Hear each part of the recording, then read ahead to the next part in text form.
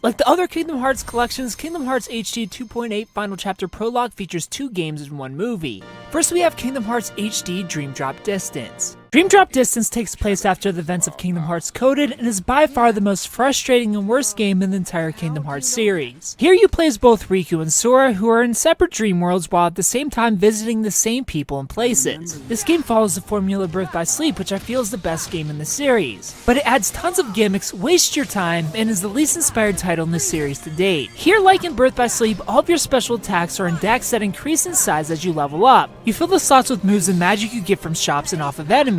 You visit 7 boring locations, most of which you've seen before in past games, and by most I mean practically all but 2. Voided the Disney charm almost completely. Just generic feeling worlds, killing generic feeling Dream Eaters, and getting through this overcomplicated and unnecessary story that doesn't get interesting until the very end of this 20-hour game. Again, you play as Riku and Sora, you go back and forth and you go through the same places like in Birth by Sleep. But unlike Birth by Sleep, nothing but the story and bosses are different for the 2. You're practically just playing the levels twice. But that isn't the worst part. The worst part of this game is its gimmicks. There's a drop mechanic here where once the time's up, you're forced to go back and play as Sora or Riku. You're literally timed at every single moment of the game, and we all know timers are the most fun thing in video game history to deal with. P.S. Sarcasm. That was sarcasm. They're not fun. They never were fun. They never will be fun. And for how much the series loves to annoyingly not want to interrupt combat with something actually useful like checking menu options, tutorials, or looking at the map, it has no problem when it comes to plucking you out to force you to play as the other character. And the worst part is it doesn't save your battle progress. Whether it's regular enemies or bosses, you have to start all over again once that character's turn again. It's awful. I understand you wanted me to go through the story evenly, but at the very least don't allow drops to happen until I die or until a battle is over. One gimmick I don't mind but again feels unnecessary is the ability to link with a spirit. These are essentially Pokemon sidekicks that join your party and allow you to do their attacks or team up with them mid-battle. You can play with them, pet them, name them, but again completely unnecessary. The only improvement here over the past games is you dive with the challenge instead of doing the gummy ship mini games. But it isn't a large improvement, it's also not fun. And the icing on the cake here is the final boss sequences are just as cheap as they've always been, if not more. One in particular can poison you, as well as drain your health without warning, and refill theirs fully with this drained health like you did no damage at all. Take a wild guess what happens when they do that move and you're poisoned. And these final bosses aren't the only cheap bosses here. Since these genius developers thought it was a great idea to add the timer to the game, they also thought it would be a great idea to make some boss battles in giant open arenas with bosses that do range attacks that you have to chase. While they run away from you, go up to the ceiling and teleport around. It's no fun, none of it.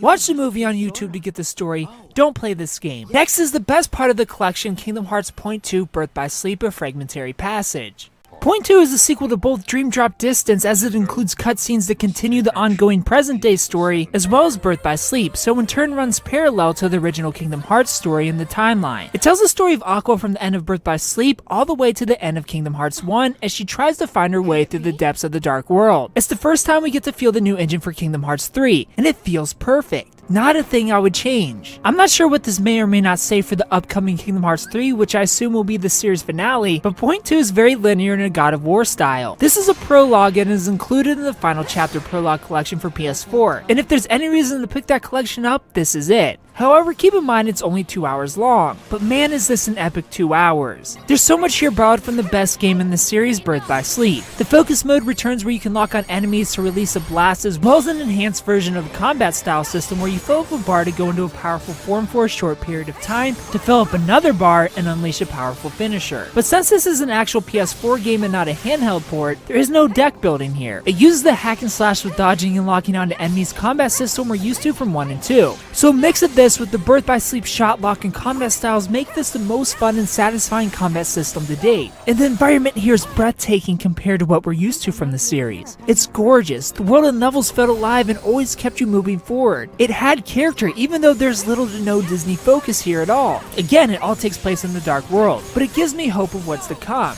I don't think we'll get a linear game like this for Kingdom Hearts 3, but after playing through Point 2, doing all the cool puzzles and problem solving levels, I wouldn't mind if we did. My only complaint here is a lack of any real challenge. There was no epic boss battles here, just occasional groups of Heartless and Giant Heartless, which in the context of the story makes sense. Point 2 is a beautiful stroll through the park, one that I definitely recommend you take. A 20 to 30 hour version of this, and we have a potential masterpiece in Kingdom Hearts 3. And finally, a 1 hour movie called Kingdom Hearts Key Back Cover. This is actually a prequel story to Kingdom Hearts Unchained Key. It's a lead up to the Keyblade War and honestly is very hard to watch. Super boring coming from someone that actually likes the Kingdom Hearts story. And it doesn't even feature any trophies like the other movies in the past collections. Even more reason to not waste your time on it. I feel like Square Enix at this point is just wringing the series dry. This is a fairly weak collection. Pick it up for 0.2 Birth by Sleep and Fragmentary Passage only if you want a taste of what's to come. But either way, wait for a sale.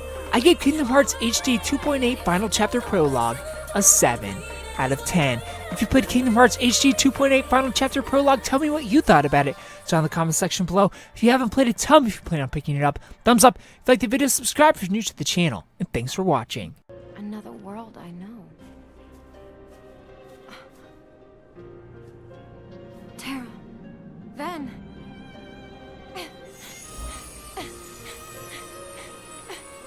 Are they phantoms? I don't care if they are. Or if I fall into the darkness. I miss them.